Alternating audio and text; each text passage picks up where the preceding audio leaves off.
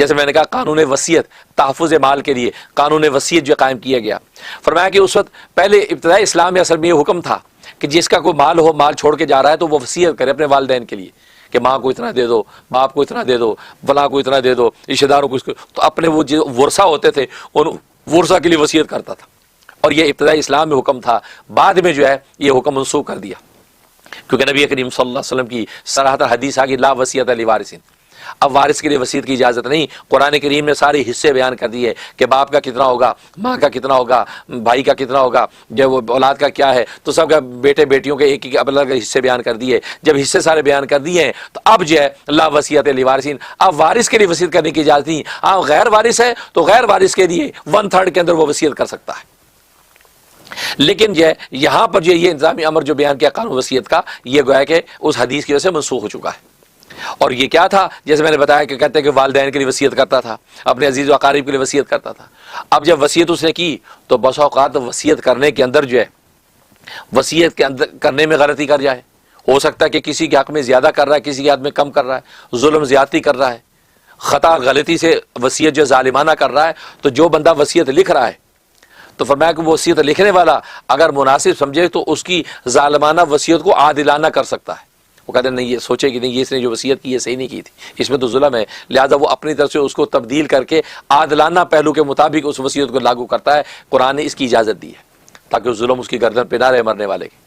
اس کی اجازت ہے۔ اس سے فرمایا افمن بدلہ، اور جو وصیت کسی نے سنی، سننے کے بعد وصیت کو بدل دیا۔ ہوتا ہے کہ وصیت کرنے والا وصیت کر گیا، اب سننے والے سنا اور جب کوئی ہے نہیں، سن کے الٹا کر دیا، اپنے مفادات کے سامنے رکھ کے کہا جی مرنے والا یہ کہہ گیا تھا۔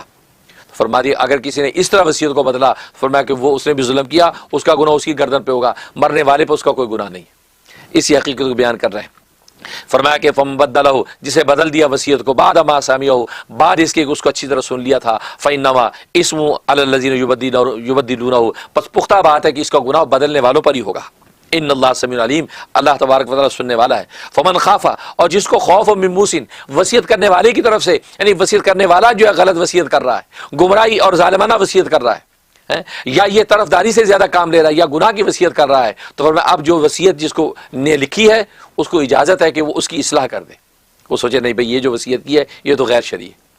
وصیت کس نے کر دی کہ میرے مرنے کے بعد جو ڈھول ڈھماکے کے ساتھ ناچ گانے کے ساتھ جو میری جو جنازے کو لے کے جا رہا ہوں قبر میں دفنانا، دیکھا یہ ناچ گانا ڈھول ڈھماکے آج کل ہو رہے ہیں، میں کہ یہ تو غلط، اسے اس کو کاٹ دیا، یہ نہیں کرنی،